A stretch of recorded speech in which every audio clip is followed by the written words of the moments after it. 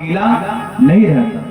वैसे ही हमारे भगवान हैं, इस संसार में होते हुए भी वह संसार में नहीं है। ऐसे भगवान विराट स्वरूप को तेने ब्रह्म हृदय आदि कवये, ऐसे पर ब्रह्म परमात्मा को जो ऋषि मुनि हैं, जो कवि हैं, वह ऐसे भगवान का सेवा करते हैं, नाम जप करते हैं, उनकी पूजन करते हैं। मुह्यन्ति यत् सूरयः, लेकिन पूजन करते हैं लेकिन फिर भी वह भगवान को समझ नहीं पाते हैं। जन्म जन्म मुनि जतन करावा, अंत काल हरि नाम न आवा। पूरा जन्म भगवान का नाम कीर्तन में लगा देते हैं, पर जब समय जाने वाला होता है भगवान का नाम मुख पे नहीं आता।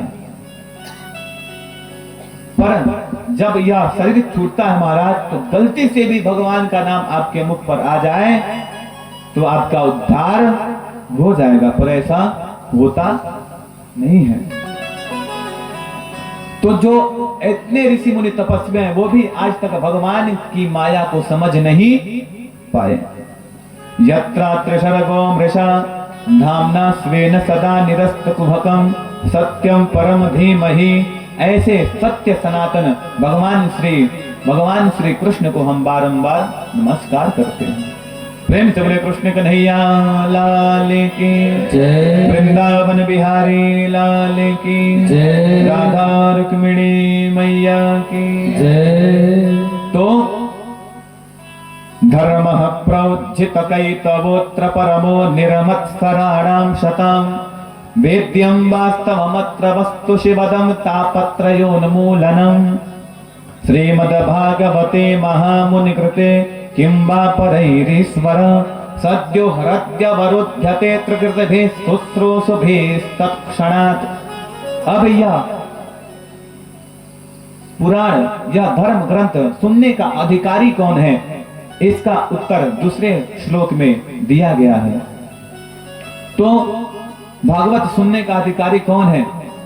तो जो निर्मत्सर हो वही व्यक्ति भागवत सुनने का अधिकारी है। जो व्यक्ति निर्मत्सर नहीं है वो भागवत सुनने का अधिकारी भी नहीं है।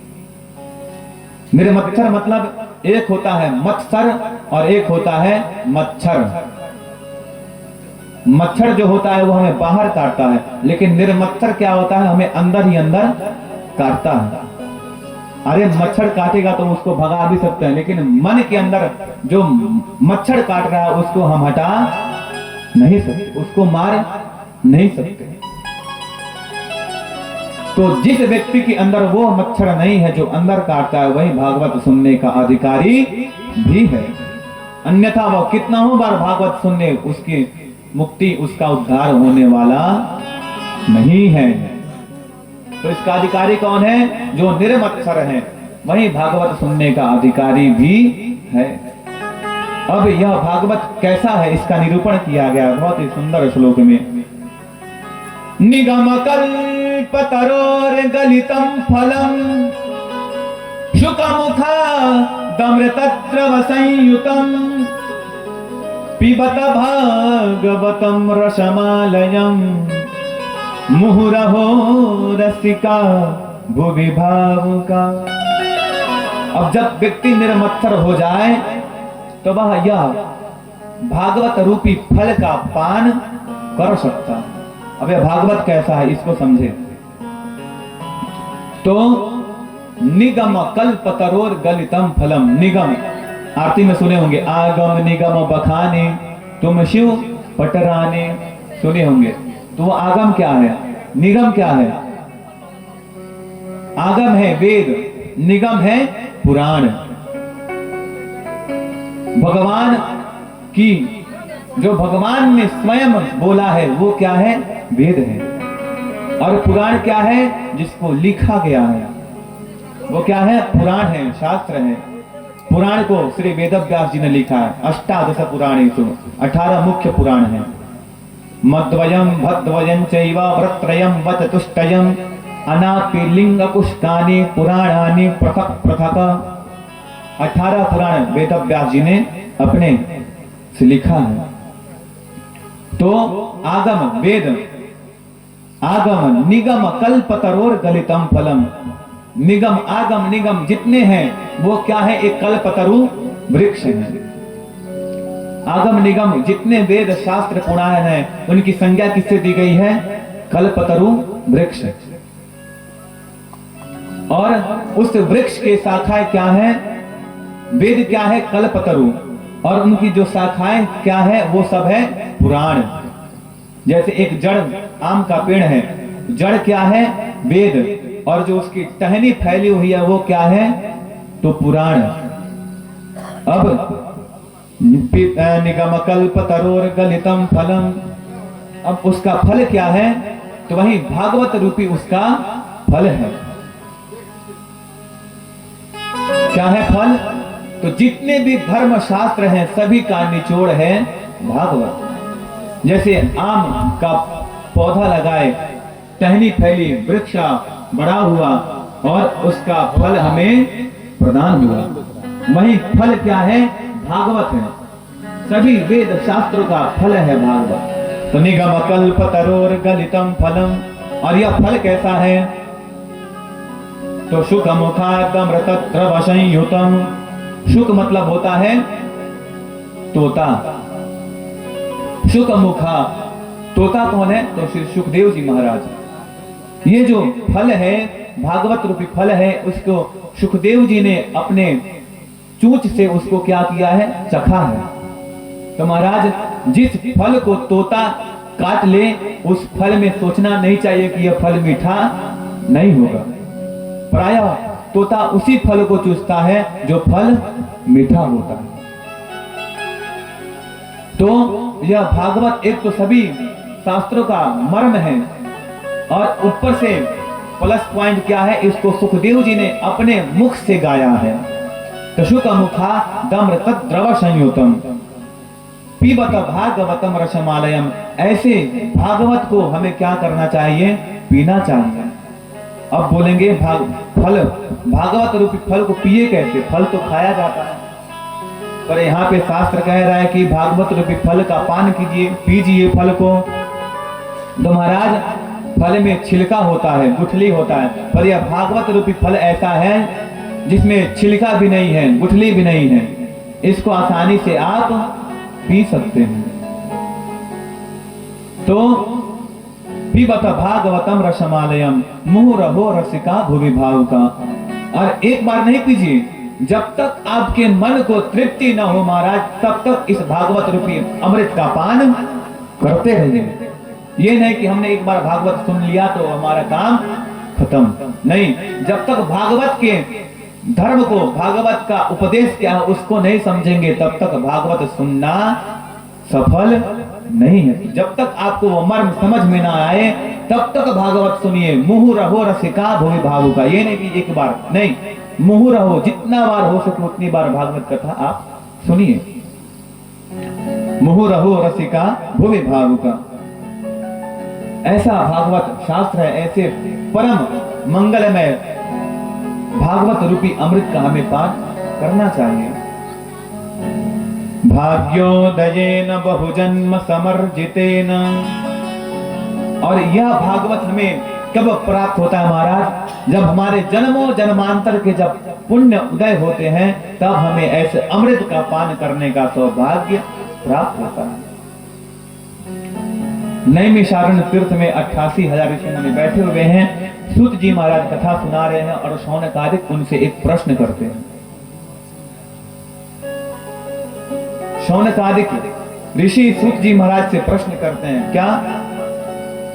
एक प्रश्न किए, सबसे पहला प्रश्न था उनका कि भगवान के अवतार कितने हैं? कौन सा प्रश्न? भगवान के अवतार कितने हैं? क्योंकि दिन पर दिन ये भारत देश भैया, जो भी बड़े बड़े कोई उच्च लेवल के व्यक्ति हो जाते हैं, उनको प्रायः लोग जो ना समझ उनको पूजा करने लग जाते हैं। तो इसलिए मैं आपसे पूछ रहा हूं कि भगवान के अवतार कितने हो, मुझे बताइए। भगवान क्या निरपेक्ष नहीं है, सिर्फ भगवान असुरों को मारने के लिए ही जन्म लेते हैं। उनका जन्म लेने का कारण क्या है? क्योंकि अधिकतर सुनने में आता है कि भगवान राम रावण को मारे, भगवान श्री कृष्ण कंस को मारे। क्यों? कि उनका जन्म लेने का एक ही मकसद होता है कि राक्षसों का वध करना। मुझे बताइए, भगवान जन्म क्यों लेते हैं? शास्त्र कितने हैं? और ऐसी कोई कथा हमें सुनाइए महाराज, जो कि इस कली काल में सबसे सुलभ हो। इसी प्रश्न पे पूरी भागवत की रचना हुई है। तो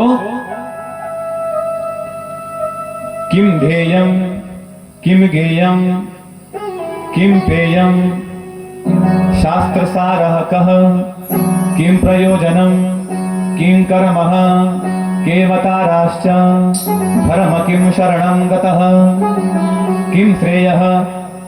शास्त्र का सार क्या है? भगवान के अवतार का प्रयोजन क्या है? किम कर्म, भगवान के बताए गए अच्छा कर्म क्या है जो हमें करना चाहिए। केवताराश्च, कितने अवतार हैं। और जब भगवान इस धराधाम पर आकर के लीला करते हैं और लीला करने के बाद जब भगवान अपने घर को जाते हैं तो धर्म किसकी शरण में जाता है? धर्म किसकी शरणागति लेता है? इसी प्रश्न पे पूरी भागवत की रचना हुई है। तो श्री सूत जी महाराज इनकी प्रश्न को सुन करके बहुत आनंदित हो गए। जब कोई शिष्य अपने गुरु जी से कोई अच्छा प्रश्न कर देता है तो टीचर भी बहुत प्रसन्न, वाह क्या पढ़ने वाला लड़का है, तो उस पे ज्यादा ध्यान देकर के शिक्षक उसको पढ़ाता है। तो सौनकादिक ने प्रश्न किए और उनका उत्तर उन्होंने दिया। कहा कि इसका सबका मैं उत्तर दूंगा, उससे पहले मैं अपने गुरु जी भगवान का स्मरण कर लेता हूं। तो 2 श्लोकों में सूत जी महाराज ने अपने गुरुदेव भगवान का स्मरण किया है।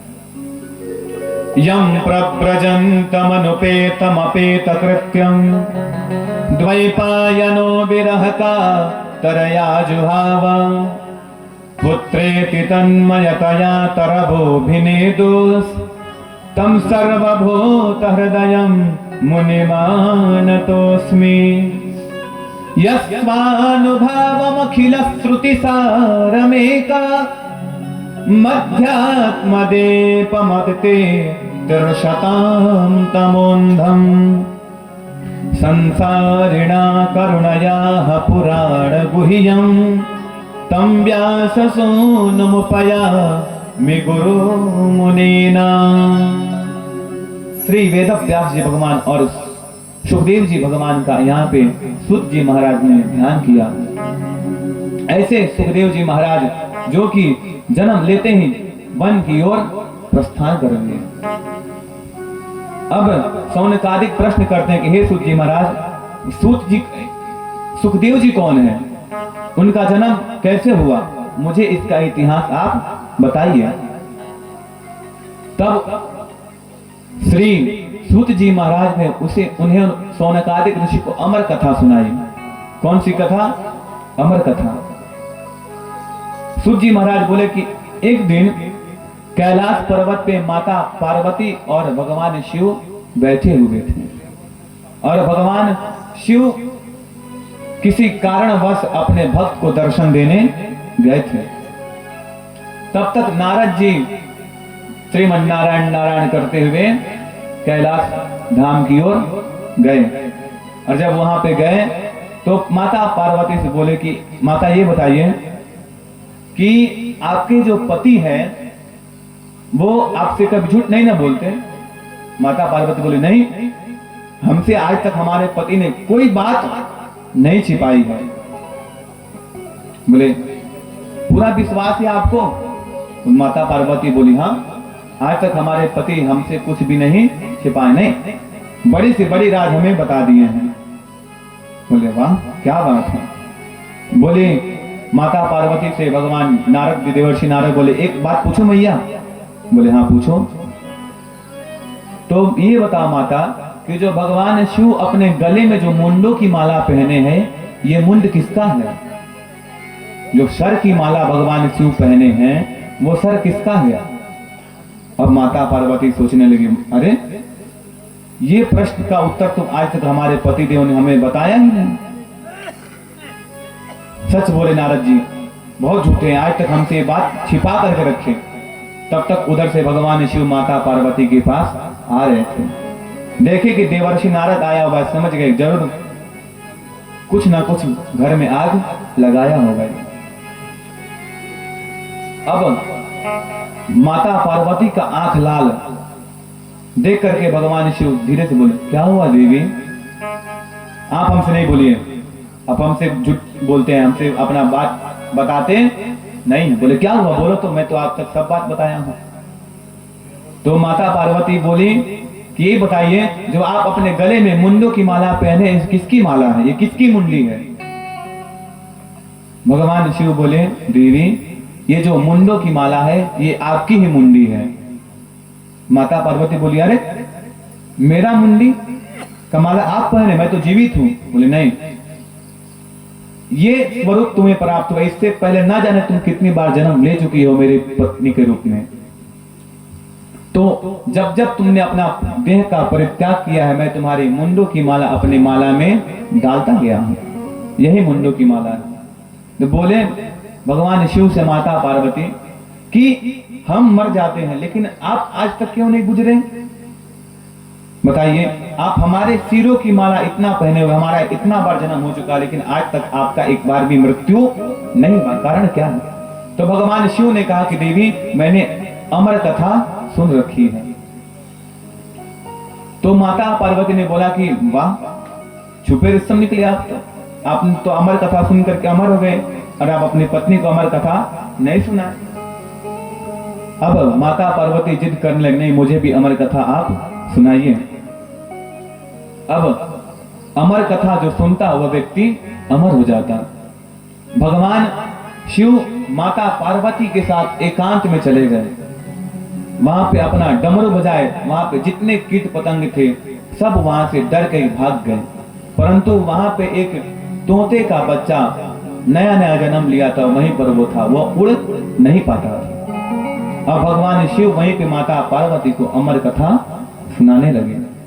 बोले देवी मैं तुमको कथा तो सुना रहा हूं, लेकिन बीच में सोना नहीं, और मैं बोलूंगा कि कथा हुआ तो बीच में हूं बोलते रहना, ताकि लगेगा कि तुम कथा सुन रही हो, हुंकारे भरते रहना।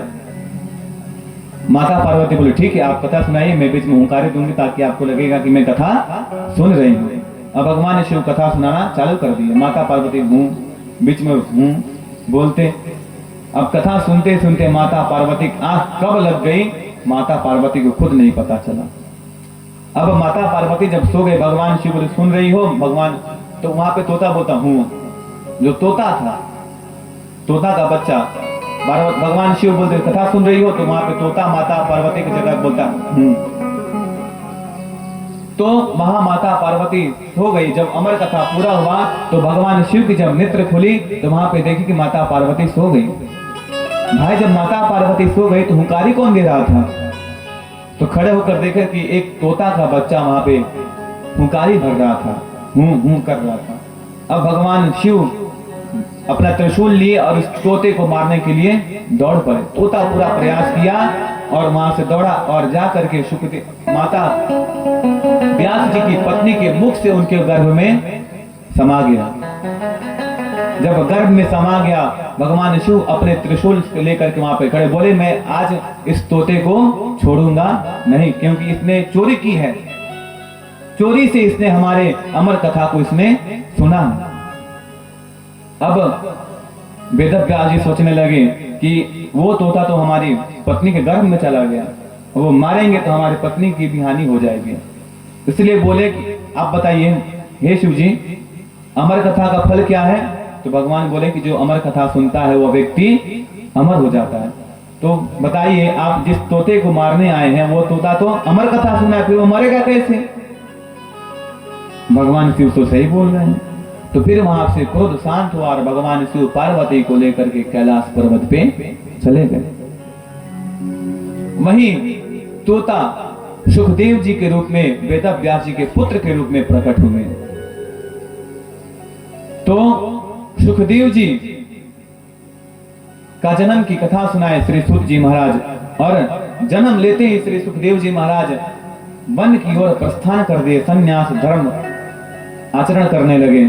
यम प्रव्रजंतम अनुपेतम अपेत कृत्यम द्वैपायनो विरहकातर आजुहाव। और उनके पिता श्री वेदव्यास जी पीछे पीछे पुत्र पुत्र कह के जा रहे हैं, लेकिन पिता की बात पर ध्यान न देते हुए उनके पुत्र श्री सुखदेव जी अपने लक्ष्य की ओर भागे जा रहे हैं।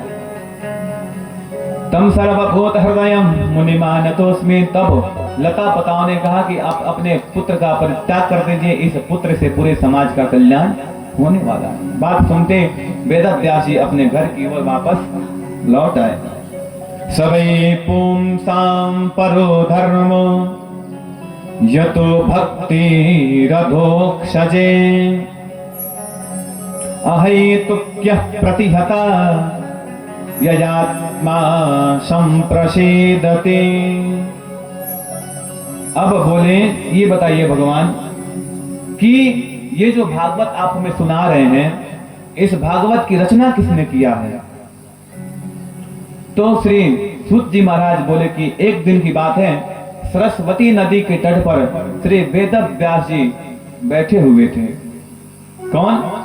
वेदव्यास जी, और मुख लटकाए हुए थे।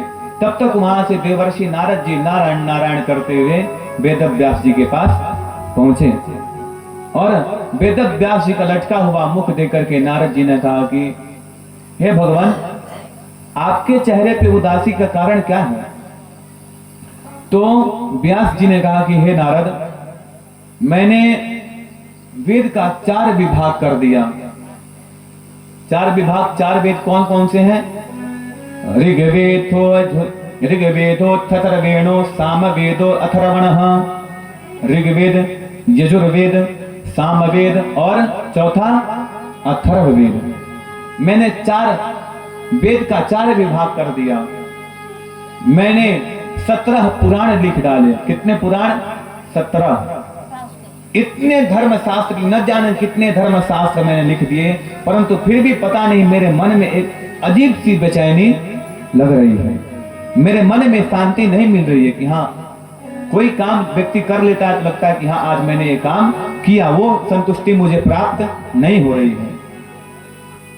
तब उन्होंने कहा कि देखिए, आपने तो वेद का 4 विभाग किया, खूब शास्त्र धर्म लिखे, परंतु उन शास्त्र में आपने खूब धर्म बताया कि वेद ये कहता है, वेद पितृदेवो भव मातृदेवो भव गुरुदेवो भव कहता है, ये करना चाहिए। खूब यम नियम आसन प्राणायाम प्रत्याहार धारणा ध्यान समाधि अष्टांग योग के बारे में आपने खूब बताया, पर क्या आपने भगवान के भक्तों का नाम लिया?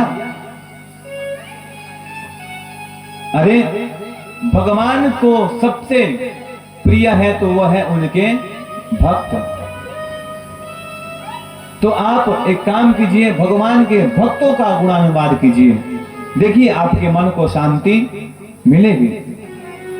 तब श्री वेदव्यास जी ने भगवान के भक्तों का कथा, भगवान की कृपा किन किन को प्राप्त हुई, वह सब एक शास्त्र में लिखे। और बोले शास्त्र तो लिख दिया गया, अब भाई शास्त्र लिखे तो उसका नामकरण भी, संस्कार नाम भी शास्त्र को देना पड़ेगा। अभी कोई व्यक्ति शास्त्र, कोई किताब लिखता है, कोई धार्मिक किताब लिखता है, तो उसको किसी संस्था से, किसी धार्मिक संस्था से जहाँ पे अच्छे अच्छे विद्वान है, वहां से उनको अनुमति लेती है, फिर उसका पर्चा, उसका कॉपी निकलता है। तो अब उसका नाम क्या दिया जाए? तो बोले कि वेदव्यास जी बोले कि इसमें तो भगवान के भक्तों का ही बताया गया है, इसलिए मैं भगवान के पास ही चलता हूँ कि हे भगवान बोलिए कि इसका नाम क्या रखूं। अब भगवान के पास गए, वैकुंठ धाम में भगवान शेषनाग की सैया पर लेते हैं और माता लक्ष्मी उनकी पैर दबा रही हैं, और वहां पे ऐसे सुंदर दृश्य को देख करके वेदव्यास जी ने भगवान नारायण को प्रणाम किया और कहा कि हे भगवान, मैंने एक शास्त्र लिखा है जिसमें आप और आपके भक्तों का वर्णन मैंने किया है, बताइए मैं इसका नाम क्या रखूं? तो भगवत्या प्रोक्ता इति भागवतः, हमारे नामों का, हमारे भक्तों का तुमने गुणानुवाद किया है, इसलिए हे वेदव्यास जी आप इसका नाम भागवत रखिए। भगवान ने उसे अपना आशीर्वाद प्रदान कर दिया। तब माता लक्ष्मी तीर्थ नजर देखते हुए बोलती है कि मैं अपना आशीर्वाद नहीं दूंगी। बोले क्यों? बोले कि इसमें मेरा नाम नहीं है, इसलिए मैं इसमें नहीं पढ़ूंगी। तो वेदव्यास जी बोले भगवत्या प्रोक्ता इति भागवता, जो भगवती का कहा हुआ है वो भी भागवत है, इसलिए माता आप भी अपना आशीर्वाद दीजिए। बोली नहीं, मुझे अपना स्पष्ट रूप में मेरा नाम चाहिए, तब मैं अपना आशीर्वाद इस धर्म शास्त्र को मैं प्रदान करूंगी।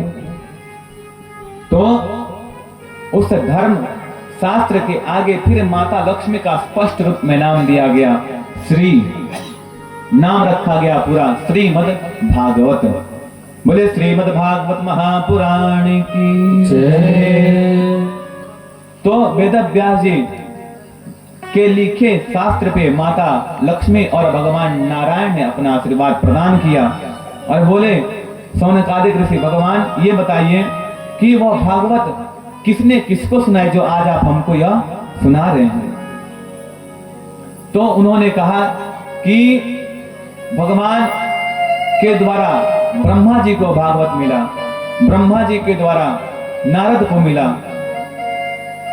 और उनके द्वारा सनकादिक ऋषि को मिला और सनकादिक ऋषि के द्वारा श्री वेदव्यास जी को मिला, वेदव्यास जी के द्वारा सूत जी महाराज को मिला, सुखदेव जी को मिला और सुखदेव जी के द्वारा परीक्षित को मिला। बोले महाराज सबकी तो आप व्याख्या कर चुके, अब ये परीक्षित कौन है इसका मुझे इतिहास बताइए। अब भागवत का विस्तार कैसे हुआ? अब बोले वेदव्यास जी कि मैंने भागवत की तो रचना कर दी, लेकिन अब इसको विस्तार कैसे किया जाए? तो उन्होंने 2 श्लोक अपने छात्र को पढ़ाया। कितने श्लोक? 2 श्लोक। बहुत ही प्यारा श्लोक है।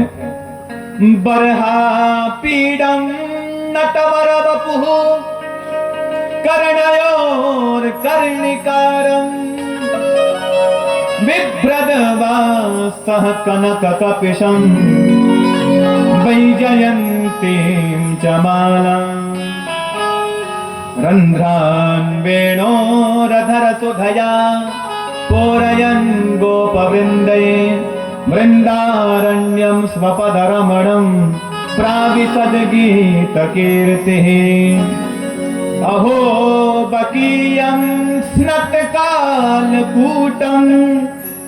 जिघांसयात प्यययाद साध्वी लेभे गतिं धातृचितां ततोऽन्यं कम्बा दयालुं शरणं ब्रजेम।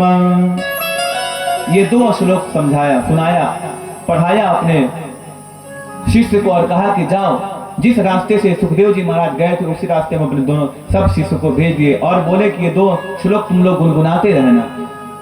अब 2 श्लोक गुनगुनाते सुखदेव जी महाराज के कान में पड़े, सुनते ही उनके पास आए, बोले कि हे विप्र आप यह श्लोक किनसे पढ़े, मुझे भी यह श्लोक पढ़ाइए। उन्होंने कहा कि देखिए मेरे गुरुजी ने 2 ही श्लोक दिखाया पढ़ाया है, अगर आप इसको पढ़ना चाहते हैं तो आप मेरे गुरुदेव के पास चलिए, वहीं आपको इसका पूरा शास्त्र बताएंगे। तो ऐसे सुत जी को प्राप्त, श्री सुखदेव जी को प्राप्त हुआ और सुखदेव जी ने परीक्षित को बताया। परीक्षित कौन है? तो यहाँ से महाभारत का प्रसंग चालू होता है। यदा मृधे कौ रवसृञ्जकाना वीरे स्वतो वीरगतिं गतेषु। जब कौरव और पांडव के बीच में युद्ध चल रहा था महाराज, यदा मृधे कौरव संजकानाम वीरे स्वतो वीर गतिं गतेषु, सभी लोग वीर गति को प्राप्त हो चुके थे। उस समय में रणभूमि में धृतराष्ट्र के 99 पुत्र मारे गए थे, एक पुत्र बचा था। कौन? तो दुर्योधन वो भी निर्बल रूप में रणभूमि के बीच में पड़ा हुआ। और दुर्योधन का सबसे अच्छा मित्र था महाराज, तो कौन था? अश्वत्थामा। कौन था? अश्वत्थामा। अश्वत्थामा आया, बोला कि हे मित्र, मुझे यह तुम्हारी दुर्दशा देखी नहीं जा रही, मांगो तुम मुझसे क्या कहना चाहते हो। तो दुर्योधन बोला कि मित्र, तुम मुझे कुछ देना ही चाहते हो तो देखो, हमारे 100 भाई थे, 100 में से 99 मारे गए, लास्ट स्तर पे मैं बचा हूं, मैं भी चला जाऊंगा। अगर तुम मुझे कुछ देना ही चाहते हो तो पांडवों में से किसी एक का भी सर ला करके मेरे सामने काट करके रख दो। बोला कि मित्र तुम चिंता नहीं करो, तुम एक पांडव के मित्र बोल रहे हो, मैं पांचों के पांचों पांडव का सर ला करके मैं तुम्हारे सामने रख दूंगा। अब अश्वत्थामा तलवार लिया और पांडव की शिविर की ओर प्रस्थान कर दिया। शिविर मतलब जहां पर वो लोग रणभूमि, जब तक लड़ाई हुआ तब तक वहां रहते थे, उस क्षेत्र को शिविर कहा जाता था। तो जहां पे पांडव सोते थे उस शिविर में उनके पुत्र 5 सोए थे। पांडव के 5 पुत्र अपने पिता के बिस्तर पे सोए थे और पांडव विजय प्राप्ति लेकर के विजय उत्सव मनाने गए थे भगवान श्री कृष्ण के साथ। और इधर अश्वत्थामा गया, उनके पुत्र को पांडव समझ करके 5 का सर धड़ से अलग करके ला करके दुर्योधन के सामने रख दिया। दुर्योधन बहुत प्रसन्न हुआ, जब अच्छे से देखा तो देखा, अरे ये तो पांडव ने, पांडव के पुत्र हैं। और विलाप ने कहा, मित्र तुमने तो हमारे पूरे वंश को खत्म कर दिया। अरे मैंने तो तुमसे पांडव का सर मांगा था, तुमने तो हमारे कुल में जल देने वाले तक को भी तुमने नहीं छोड़ा।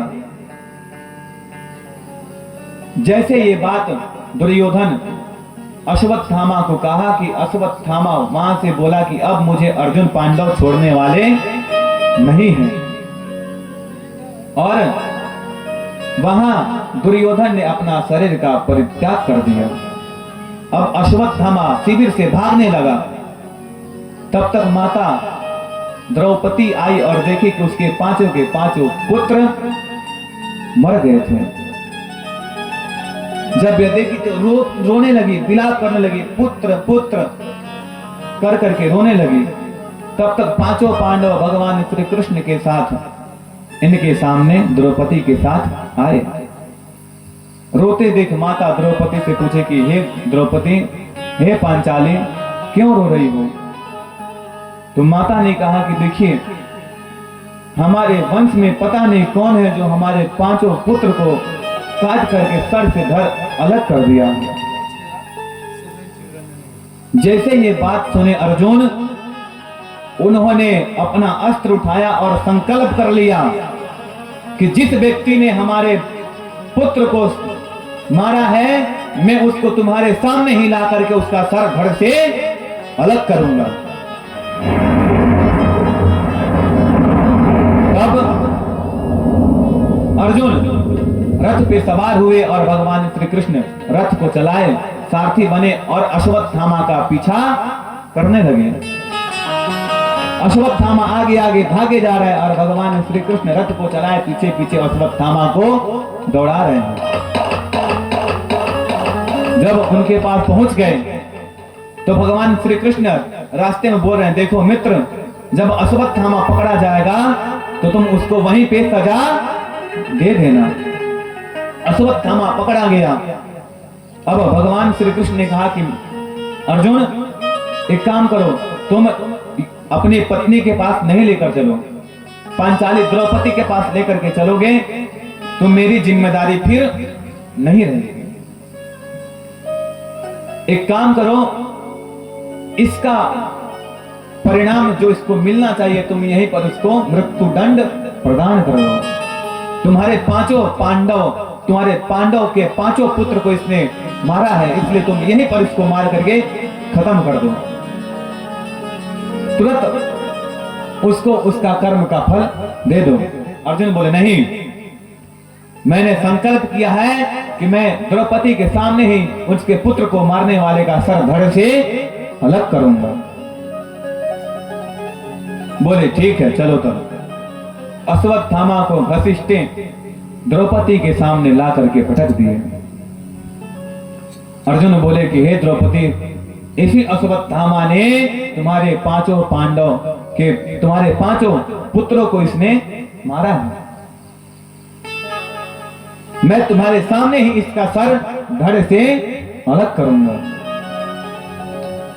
द्रौपदी देखी कि ये तो हमारे गुरु भाई हैं, और गुरु भाई जो होता है गुरु का पुत्र है, गुरु पुत्र है, गुरु का जो पुत्र होता है वो गुरुदेव के समान होता है। तो गुरु के पुत्र का अपमान नहीं करना चाहिए, उनको मारना नहीं चाहिए।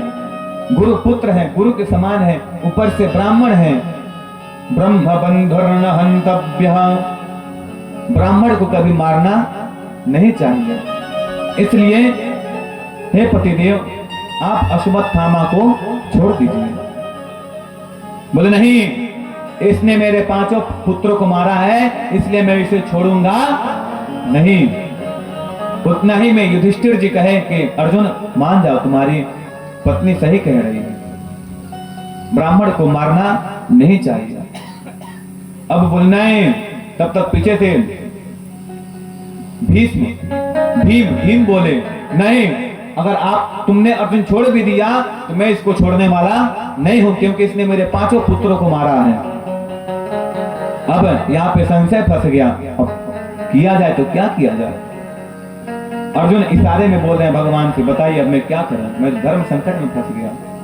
शास्त्र कहता है कि ब्राह्मण को नहीं मारना चाहिए। ब्रह्म बंधुर्न हंतव्यः आततायी वधार्हण, ब्राह्मण को मारना भी नहीं चाहिए, परंतु आतताई को छोड़ना भी नहीं चाहिए। आतताई मतलब जो छोटे बच्चों को मारता है, उसको छोड़ना भी नहीं चाहिए। सोते हुए को जगाना नहीं चाहिए, सोते हुए को पीटना नहीं चाहिए। जो पागल व्यक्ति होता है उसको नहीं मारना चाहिए, दोष लगता है, पाप लगता है। छोटे बच्चे को पीटना ज्यादा नहीं चाहिए। लेकिन शास्त्र ये भी कहता है क्या कि लालयेत 5 वर्षाणि 10 वर्षाणि ताडयेत प्राप्ते तु 16 वर्षे पुत्र मित्र सदा चरेत। शास्त्र ये भी कहता है कि लालयेत 5 वर्षाणि, अपने पुत्र को 5 साल तक खूब लालन पालन करना चाहिए। परंतु जब 5 साल से ऊपर हो जाए, प्राप्ते लालयेत 5 वर्षाणि 10 वर्षाणि ताडयेत, जब 5 साल से ऊपर हो जाए महाराज तो उसको खूब पीटिए। पीटिए का मतलब क्या है? ताड़ना। ढोल गवार शूद्र पसुनारी सकल ताड़ना की अधिकारी। यहाँ पे ताड़ना मारना नहीं, निगरानी में रखना है। क्या है?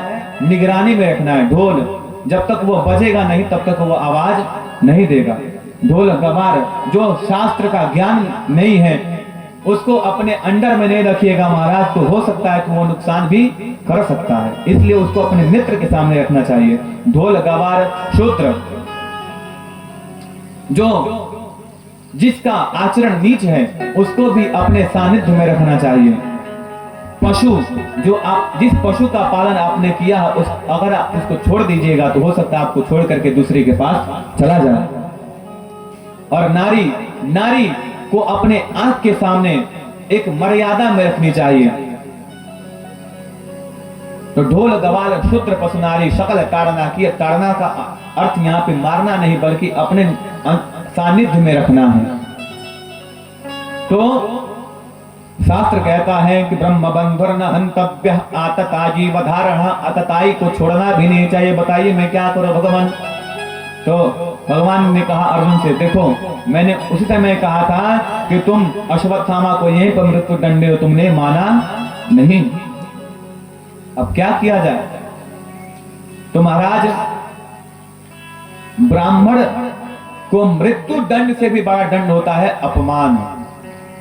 ब्राह्मण को सबसे ज्यादा कोई मान होता है तो होता है मान का, अपने सम्मान का उसे बड़ी प्रतिष्ठा होती है। वह अपने सम्मान के सामने सब कुछ परित्याग कर सकता है। जहां देखेगा मेरा सम्मान नहीं है, ब्राह्मण वही है जहां अपने सम्मान का चिंता करता है, बाकी सब चीज उसके सामने तुच्छ है। जहां पे ब्राह्मण का सम्मान नहीं है वहां पर ब्राह्मण को रुकना भी नहीं चाहिए। और भरी समाज में ब्राह्मण को अपमानित कर देना मृत्यु दंड से भी बड़ा दंड है। तो एक काम किया जाए, अश्वत्थामा को अपमानित कर दिया जाए। एक राजा थे। कौन थे? एक राजा। उनके गांव में जो थे एक ब्राह्मण था और एक शूद्र था, मिलकर के किसी की मृत्यु कर दिए थे। कौन कौन? ब्राह्मण और एक शूद्र मिलकर के किसी की हत्या कर दिए थे। अब हत्यारों को पता चला कि ब्राह्मण और शूद्र मिलकर के दो व्यक्ति ने इसको मारा है, तो राजा के पास लेकर के आए। बोले कि हे राजन, इसने मेरे घर के सदस्य को मारा है, आप इसको दंड दीजिए। राजा ने कहा कि जो शूद्र है इसको फांसी लटका दो और ये जो ब्राह्मण है इसको देश से बाहर कर दो। शूद्र को फांसी पर लटका दिया गया और ब्राह्मण को देश से बाहर निकाल दिया गया। तो जब ब्राह्मण को यह आज्ञा दिया गया कि तुम देश से निकल जाओ, वहीं पर अपने गले में फांसी लगाया, लटक के मर गया।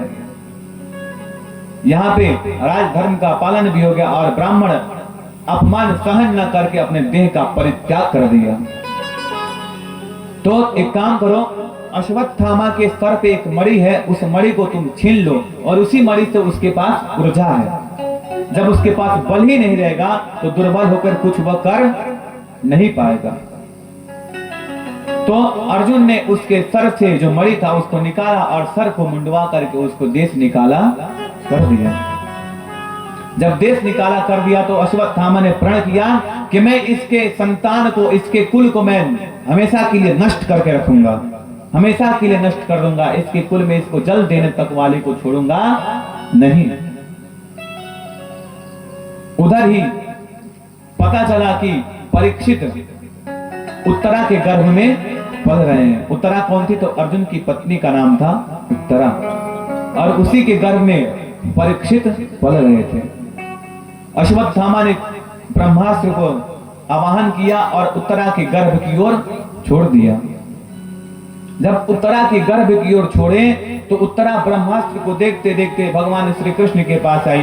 पाहि पाहि महायोगिन देव देव जगत पते। हे भगवान, बचा लीजिए मुझे। पाहि मां, मेरी रक्षा कीजिए। हे जगत के पति, हे करुणा के सागर, आप मेरे पुत्र की रक्षा कर लीजिए, आप मेरे वंश की रक्षा कर लीजिए। तब भगवान श्री कृष्ण अंगुल मात्र, अंगुष्ठे का रूप धारण करके, अंगुष्ठे इतना स्वरूप धारण करके उत्तरा के गर्भ में गए और ब्रह्मास्त्र को शांत किया और परीक्षित के जान को बचाया, उत्तरा के गर्भ को बचाया। जब ये सब घटना घटी रहा था तो भगवान श्री कृष्ण ने कहा कि अब तो युद्ध खत्म हो चुका है, आपको अपना राज्य मिल चुका है, अब मैं अपने धाम, अपने द्वारिका की ओर प्रस्थान करता हूं। जैसे ये बात पता चले कुंती को, तो कुंती आकर के भगवान श्री कृष्ण के चरणों में गिर गई। कृष्णाय वासुदेवाय हरये परमात्मने प्रणतः क्लेशनाशाय गोविंदाय नमो नमः। कृष्णाय वासुदेवाय, हे वासुदेव के पुत्र कृष्ण, कृष्णाय वासुदेवाय हरे परमात्मने, हे जगत के करुणा वर्णालय, मैं आपको प्रणाम करती हूँ। अब जैसे ही भगवान ने देखा कि कुंती बुआ मेरे आके पैर में पड़ी है, अरे माँ, अरे बुआ जी, आप तो मेरी बुआ है, आप मुझे क्यों प्रणाम कर रही हैं?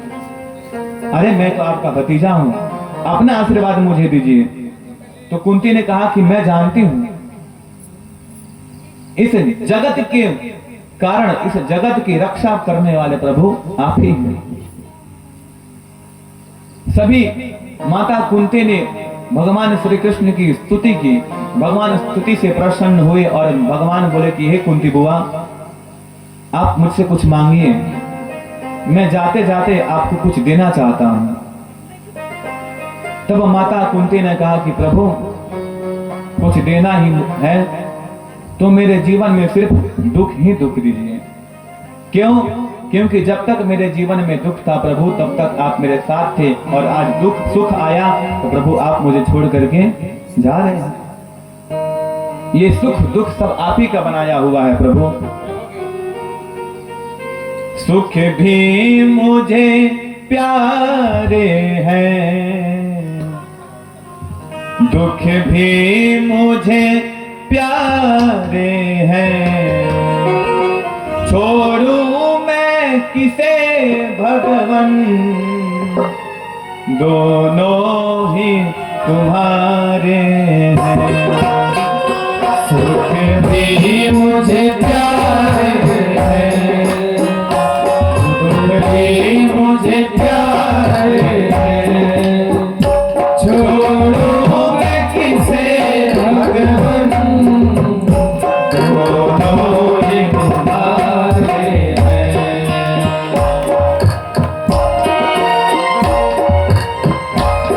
हरि बोल।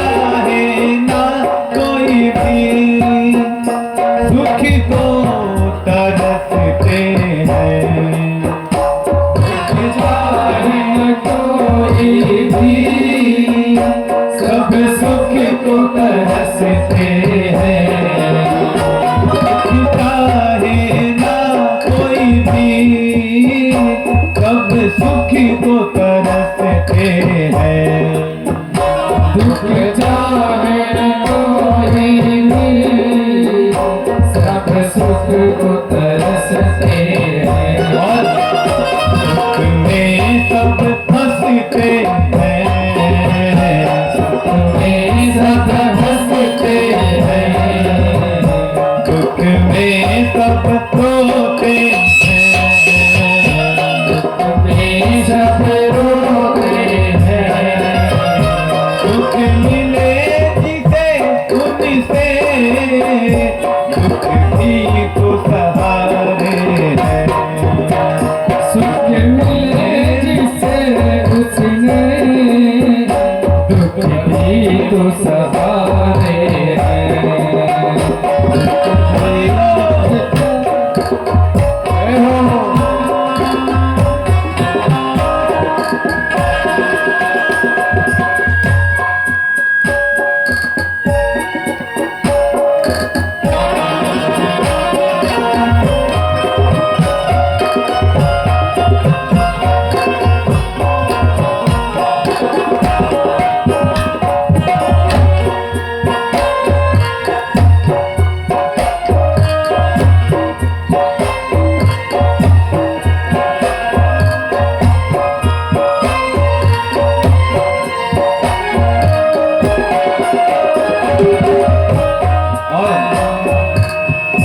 जो भगवान के भगत होते हैं वो भगवान से कुछ मांगते नहीं है। मैं कैसे कहूँ मुझको कि ये दे दो मुझको, मैं कैसे कहूँ मुझको ये दे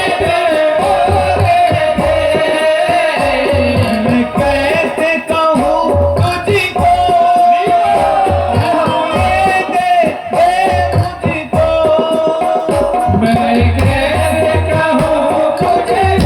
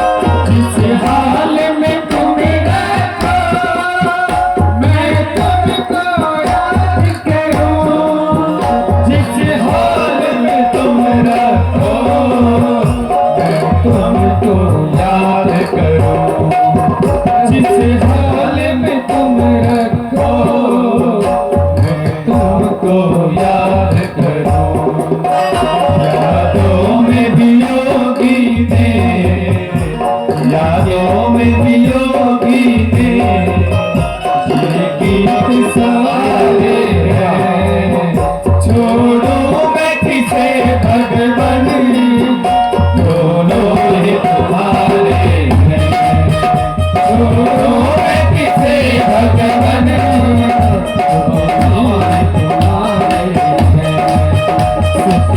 दोनों ही तुम्हारे हैं, सुख भी मुझे प्यारे हैं, सुख भी मुझे प्यारे हैं,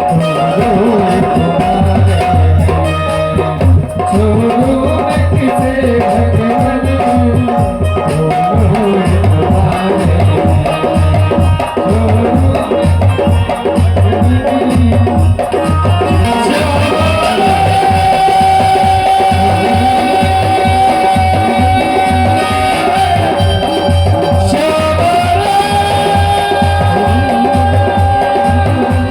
तुम्हारे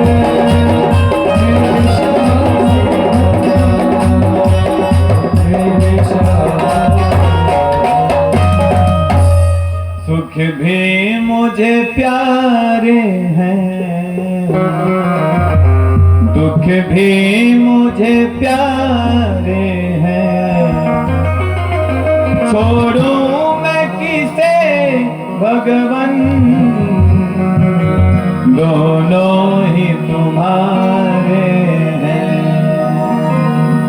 विपदः सन्तु न शाश्वतम् तत्र तत्र जगद्गुरो, भवतो दर्शनं यस्य पुनर्भव दर्शनम्। हे भगवान, आप मुझे देना ही चाहते हैं तो मेरे जीवन में विपदा ही विपदा दीजिए, ताकि आप हमारे सामने रहें और आपका दर्शन मुझे होता रहे। भगवान कुंती की यह मांगने से भगवान ने कहा कि बुआ, अब मेरा द्वारिका जाना कैंसिल, अब मैं कुछ समय और आप लोग के साथ रहूंगा। यथोचित राजा चलने लगा, सब कुछ व्यवस्थित चलने लगा। कुछ दिन बीता। एक दिन युधिष्ठिर जी एकांत में बैठ करके विलाप कर रहे थे कि ये जो हमने युद्ध किया, अपने ही पिता, अपने ही चाचा, अपने ही ताऊ, अपने ही भाई, अपने ही गुरुदेव, अपने ही पिता तुल्य बड़े पिताजी से मैंने लड़ाई किया, उनको मारा और उनके जान के बदले मुझे यह राज्य मिला है। मैं क्या करूंगा इस राज्य का, जब कोई इसको भोगने वाला ही नहीं है। धिक्कार है ऐसे राज्य पे जिस राज्य का भोग करने वाला कोई नहीं है। ऐसे सामान का मैं क्या करूंगा जिस सामान के लिए हमारे घर वाले खुद अपनी जान गंवाए हों। जब युधिष्ठिर यह सोच करके विलाप कर रहे थे, तब भगवान श्री कृष्ण बड़े भ्राता युधिष्ठिर के पास आए और बोले कि भैया आप क्यों रो रहे हैं। तो उन्होंने कहा कि मैं यह जो राज का भोग कर रहा हूं ये मेरा नहीं है। इनके मन में इतने अपशगुन आने लगे, अपशब्द आने लगे, कोई विचार आने लगे कि ये मेरा धन दौलत कुछ भी नहीं है, क्या करूंगा मैं। तो ये जब मन में आया, भगवान ने कहा कि फिर ये जब राजा के मन में रहेगा फिर प्रजा का पालन ठीक से नहीं हो पाएगा। उनके मन में जो विपदा थी उसको मिटाने के लिए कृष्ण भगवान ने युधिष्ठिर को पांचों पांडवों के साथ रणभूमि में पड़े बाणों की सैया पर लेटे पितामह भीष्म के पास ले गए। और जब पितामह भीष्म के पास गए तो पांचों पांडव आगे खड़े हो गए और कृष्ण पीछे खड़े हो गए। जब यह दृश्य पितामह भीष्म ने देखा तो कहा कि हे कृष्ण, हे कन्हैया, आप मेरे आगे आकर के खड़े हो जाइए। क्यों? क्योंकि जब तक मैं हूं तब तक मैं चाहता हूं कि आप मेरे आंखों के सामने रहें। वहां पे पितामह भीष्म ने अपने सामने बुलाया, भगवान को खड़ा किया। अब भगवान बोले कि अब बताओ क्या तुम बोल रहे थे भैया? बोले कि ये मेरा राज पाठ कुछ नहीं है, मैं किस लिए इसका भोग करूं। तब उन्होंने पितामह भीष्म ने अपने पांडवों को उपदेश दिया, वैराग्य उपदेश दिया। उनके मन में जो वैराग्य चल रहा था उसको हटाया। तब पितामह भीष्म को जाने का समय आ गया। भगवान से कहे पितामह भीष्म कि हे भगवान, मेरा जाने का समय आ रहा, तो मैं ये चाहता हूं कि जब तक मेरे शरीर में श्वास चल रही है आप हमारे सामने खड़े रहें, यही मेरी आखिरी इच्छा है। अब भगवान श्री कृष्ण दुविधा में पड़ गए, बताओ पता नहीं ये बुढ़वा कब मरेगा। हमेशा के लिए खड़ा कर दिया, लास्ट वचन बोल रहा है, हमारी आखिरी इच्छा यही है, तो पूरा भी करना पड़ेगा। अब उसके सामने खड़े हो गए भगवान कृष्ण उदास चेहरा लेकर के।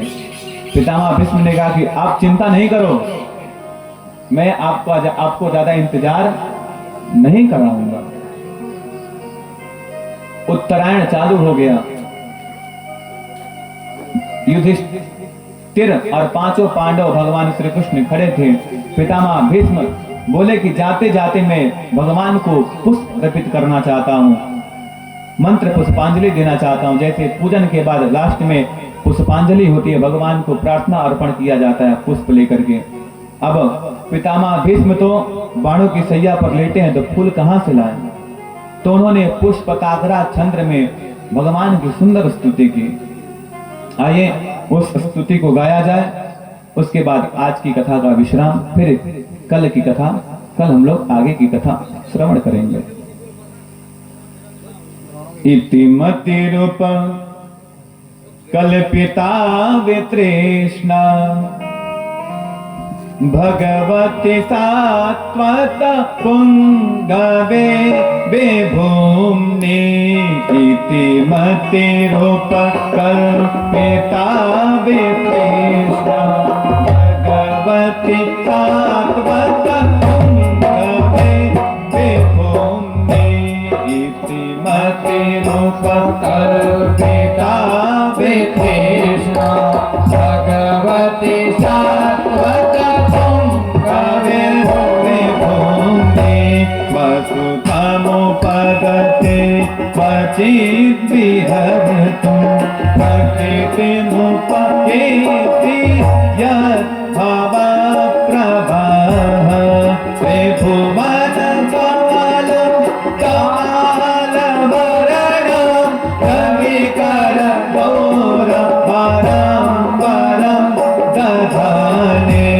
बपुरलपुरधृताननाथं विजय सखेरति दत्तो मे नभत्या। वनिगमपहाय मत प्रतीका मृतमधिकर्माप्लुतो रथस्थ। धृतरथ चरणो चालगो हरिविवहं तो विभं गतोत्तरीय। सिद्धिविषेकहतो वशीर्णदंस शतजपरिप्लुत आततायिनो मे। प्रसभमिषकारं मद्विभार्थं भवतु मे भगवान् गतिर्मुकुन्द। विजयरथकुटं वाततोत्रे वेतहय ऋषिमणि प्रेषणे क्षणीय। भगवतीरतिर तुमे मुमूर्षो यमिह निरीक्षहत गतः रूपम ललिता गति विलास पवन गुहास प्रणय मेरे चरण कल्पितो माना। ऐसे सुंदर श्लोकों में पुष्पताग्रा छंद में पितामह भीष्म ने भगवान को पुष्पांजलि अर्पित की। इसके बाद की कथा हम लोग कल श्रवण करेंगे। आज की कथा यहीं पे विराम। आइए सभी लोग खड़े हो जाएं, भगवान का मंगलमय आरती करें। सभी लोग आरती लेंगे, प्रसाद लेंगे, फिर अपने घर की ओर प्रस्थान करेंगे। आइए एक पहले भजन हो जाए छोटा सा, फिर आरती। अरे काली कमली वाला मेरा यार है, सभी लोग आएंगे लेकिन सबको ये भजन आता है। अरे काली कमली वाला मेरा यार है, मेरे मन का मोहन तो दिलदार है। काली कमली वाला मेरा यार है, यार है, मेरे मन का मोहन तो दिलदार है। काली मेरा यार है, यार है, मेरे मन का मोहन तो दिलदार है। मेरा यार है, मेरा दिलदार है, मेरा यार है, मेरा दिलदार है। काली कमली वाला मेरा यार है, यार है, मेरे मन का मोहन तो दिलदार है। काली कमली वाला मेरा यार है, मेरे मन का मोहन तो दिलदार है।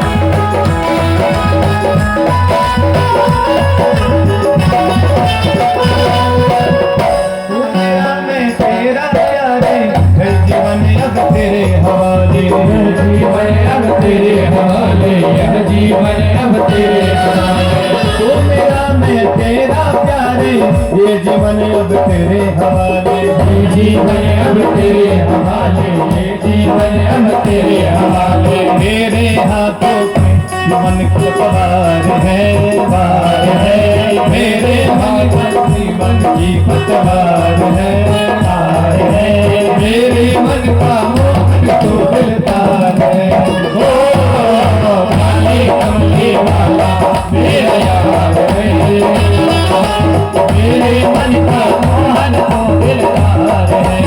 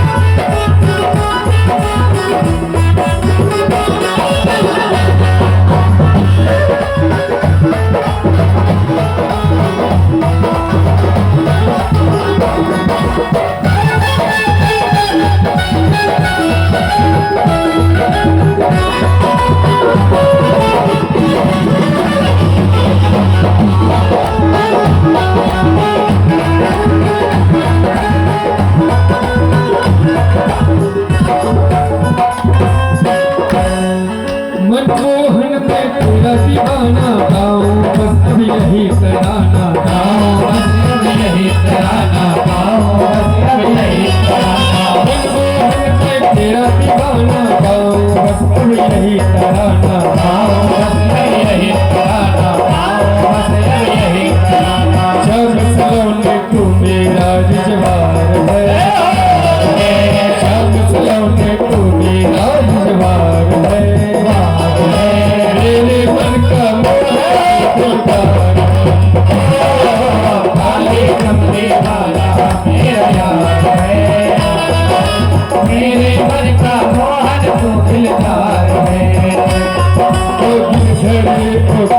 ओ काला नंदलाला ओ गिरधर ओ काला ओ काला नंदलाला ओ गिरधर ओ काला नंदलाला ओ गिरधर ओ काला नंदलाला कमली कमली वाला मेरा यार है मेरे मन का मोहन टूट है कमली वाला मेरा यार है मेरे मन का मोहन टूट है मेरे मन का मोहन टूट है मेरे मन का मोहन टूट है मेरे मन का मोहन टूट। देखिए बोलना क्या है, मीठे रास्ते से भरोरी राधा रानी लागे, महारानी लागे, मन करो करो यमुना जीरो पानी लागे,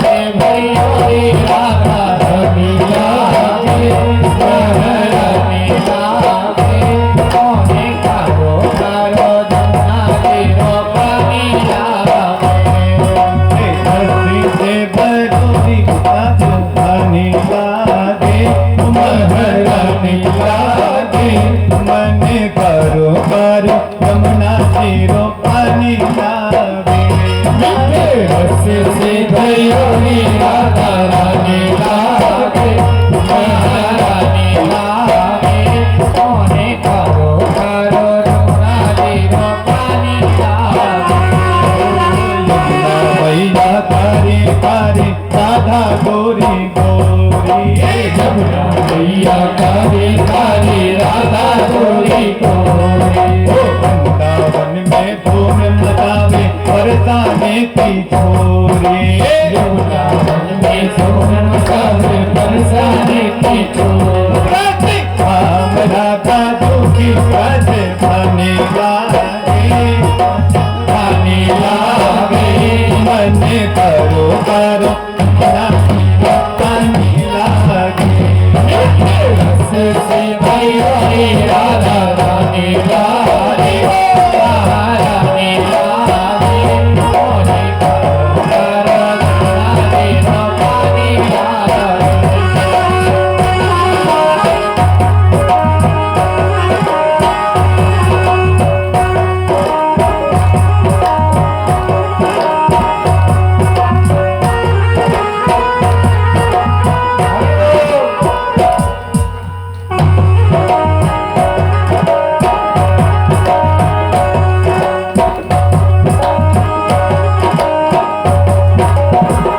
अब ऐसे नहीं, देखिए दोनों हाथ उठा के, ना भावे मन माखन मिश्री अपना कोई मिठाई,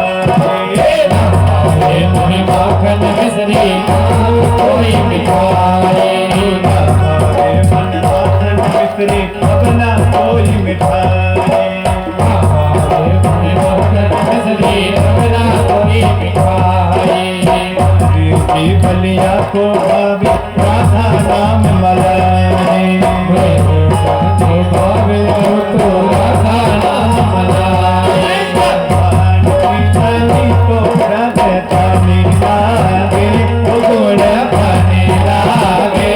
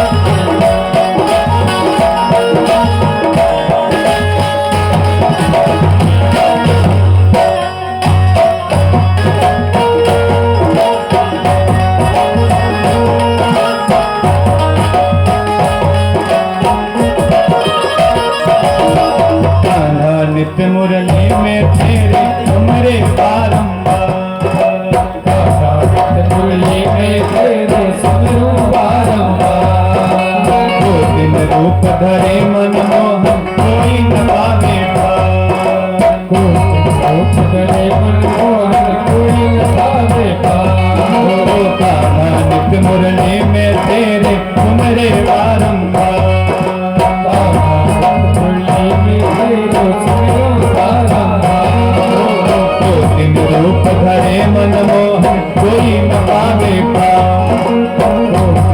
पतरी मन मोहन कोई न पावे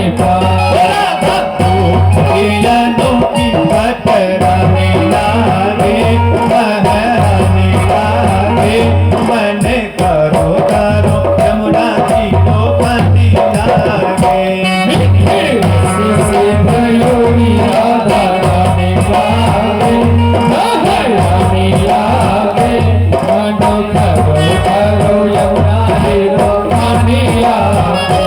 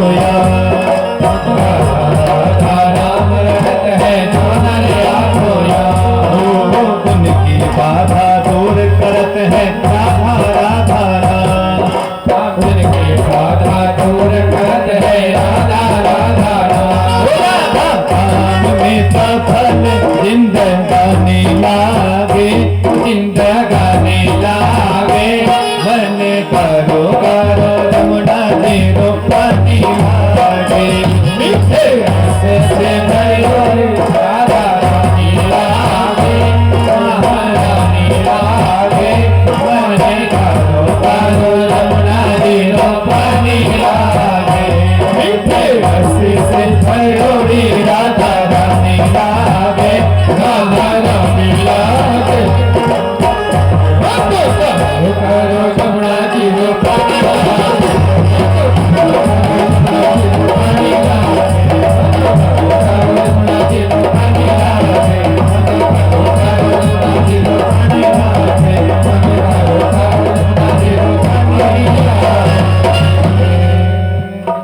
आइए सभी लोग खड़े हो जाएं, भगवान का आरती, फिर सभी लोग आरती ग्रहण करेंगे, प्रसाद लेंगे। उसके बाद कल सभी लोग थोड़ा समय में परिवर्तन हो रहा है। क्यों? क्योंकि घर की कुछ माताएं जो हैं उनसे आया है हमारे पास कि समय में थोड़ा सा आगे बढ़ा दिया जाए, क्योंकि खाना समय से बंद तो जा रहा है पर खा नहीं पा रहे हैं। जाने के बाद खाना ठंडा हो जाए, इसलिए थोड़ा सा आधा एक घंटा समय आगे बढ़ा दिया जाए। तो इसलिए जो 6 बजे का समय था वो 6:30 का कर दिया जा रहा है। आप लोग खाना बनाइए और खा करके समय पर आ जाइए। आइए और साथ में ले करके आइए, ठीक? अपने परिवार वालों को, अपने सदस्यों को लेकर के आइए। आइए आरती करें। भैया इसका आवाज बढ़ाइए। ओम ज्वाला मालिन्ये नमः रत्नेश्वरी नमः श्री ओम मायदको हमें में अत्वरसवेद को सर्वगण पुष्पजे आत्मसानि प्रजा सानि पशु सानि लोक धन्य भय सानि अग्रे प्रजा बहुलां में करोत्वन्नं वयोरे तो अस्मासु धत्ता। मन में बसा के तेरी मूर्ति उतारूं मैं गिरधर तेरी आरती।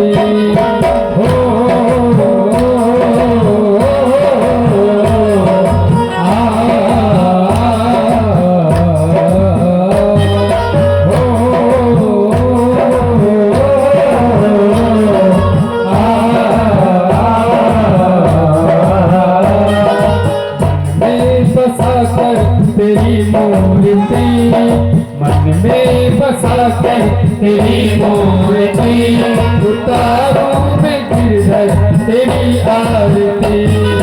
मन में बसा कर तेरी मूर्ति उतारूं मैं गिरधर तेरी आरती।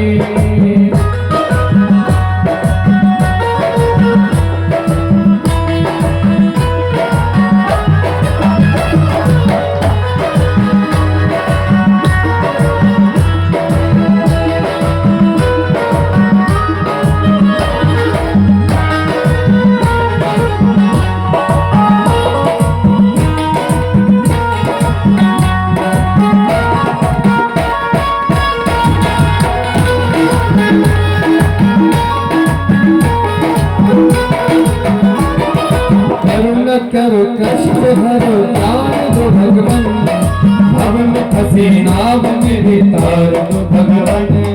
करुणा करो कष्ट हरो ज्ञान दो भगवन, भव में फंसे नाव मेरी तार दो भगवन। दर्द की दवा तेरे पास है, दर्द की दवा तेरे पास है। जिंदगी दया की है भीख मांगती, मन में बसा कर तेरी मूर्ति, उतारो मैं हृदय तेरी आरती। मन में बसा कर तेरी मूर्ति, उतारो मैं हृदय तेरी आरती।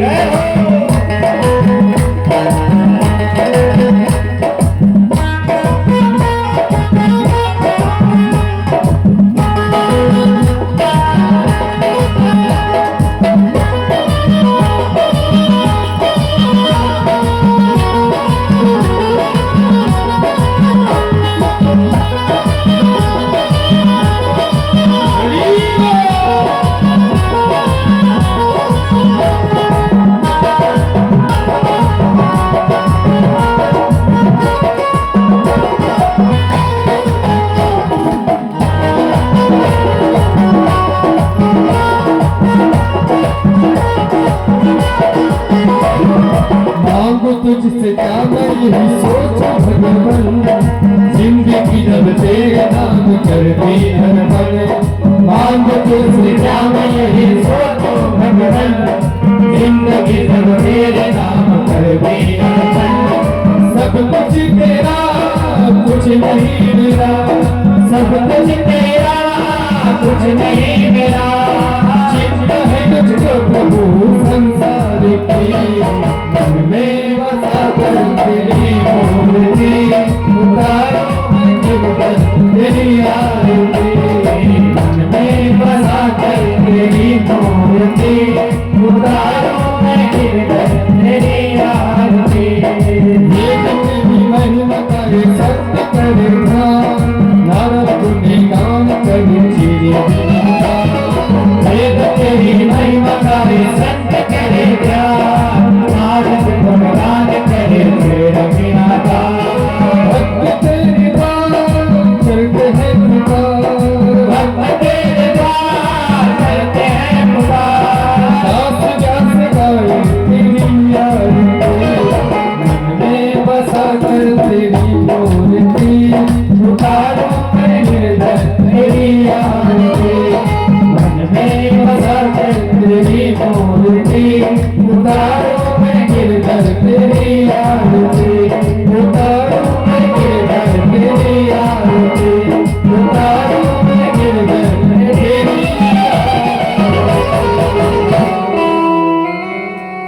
ओम भूर्भुवः स्वः आनार्तिक्यं जलेन शीतलीकरणम् आत्मावन्दनं परमात्मावन्दनं देवताभिवन्दनम्।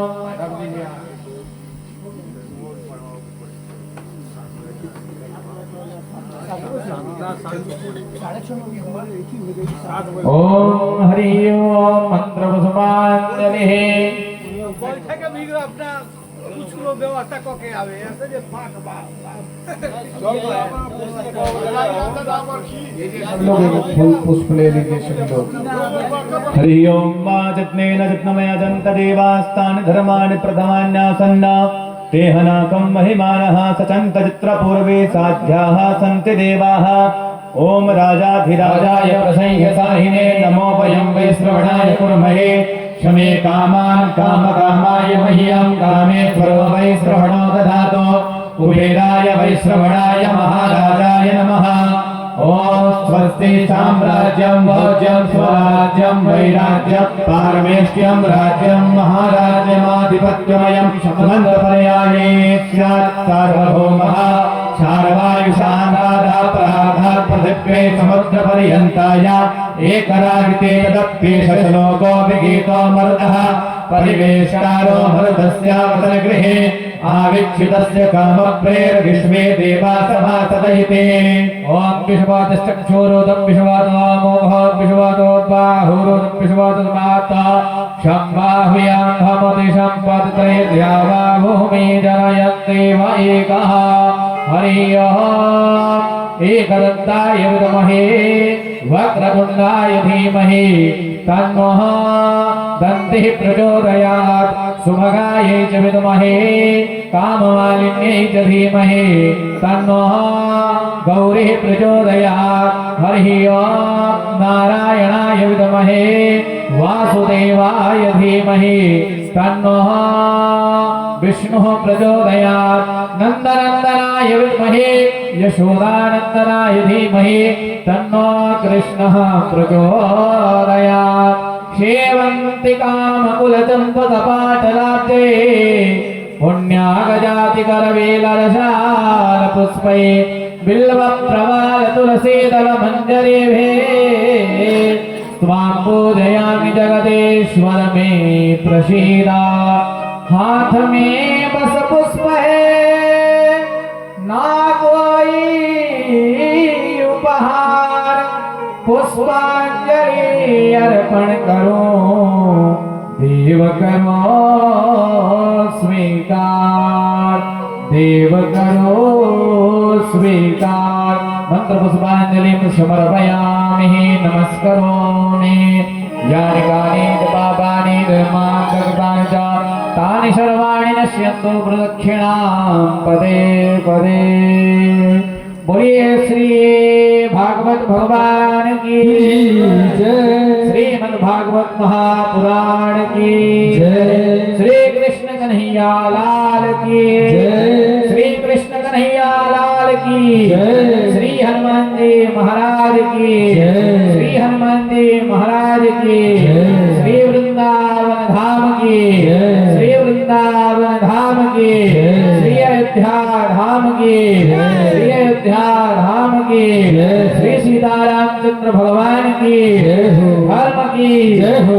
अधर्म का नाश हो। प्राणियों में सद्भावना हो। विश्व का कल्याण हो। गौ माता की जय हो। सत्य सनातन धर्म की जय हो। सत्य सनातन वैदिक धर्म की जय हो। जय जय श्री राधे नमः पार्वती पतये हर हर महादेव शंभो काल हर कंचन हर दुख हर दारिद्र हर पार्वती के भर भक्तों के भंडार भर सबके मनोकामना पूर्ण कर नमः पार्वती पतये हर हर महादेव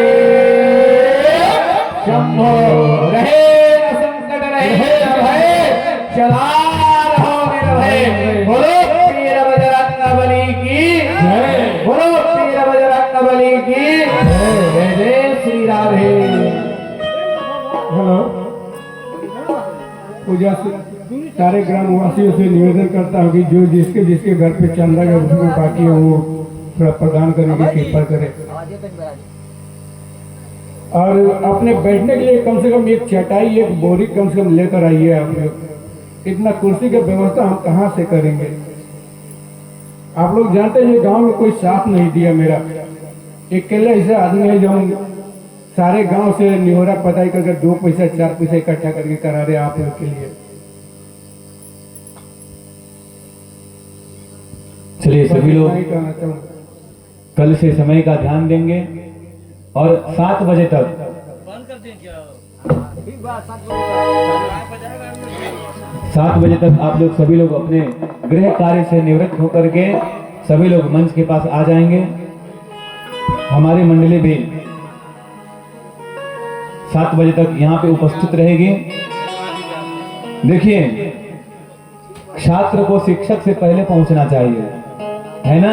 तो हमारे यजमान परिवार हो या फिर सभी श्रोता गण परिवार हो, आप सभी को समय से पहले पहुंच करके अपनी परिस्थिति स्थिति दर्ज करा देनी है। आकर के अपने बैठने के लिए अपने घर से जो बन पाए, चटाई हो बोरी हो जो भी बन पाए, आप अपने बैठने की व्यवस्था खुद करें, स्वयं करें और अपने सामान की रक्षा भी स्वयं करें, है ना। और आज द्वितीय दिवस की कथा यहीं पे विश्राम होती है। कल फिर आप समय अनुसार आइएगा। राधे लेते जाना फिल कर आना भूल न जाना रे। हो लेते जाना रे हरि का नाम थोड़ा थोड़ा, लेते जाना रे हरि का नाम थोड़ा थोड़ा। वृंदावन जाऊंगी सखी वृंदावन जाऊंगी, वृंदावन जाऊंगी सखी वृंदावन जाऊंगी। मेरे उठे मेरे उठे मेरे उठे बिना की वृंदावन जाऊंगी, मेरे उठे बिना की सखी वृंदावन जाऊंगी, वृंदावन जाऊंगी सखी वृंदावन जाऊंगी, वृंदावन जाऊंगी सखी वृंदावन जाऊंगी। मेरे उठे मेरे उठे मेरे उठे बिना की वृंदावन जाऊंगी, मेरे उठे बिना की सखी वृंदावन जाऊंगी।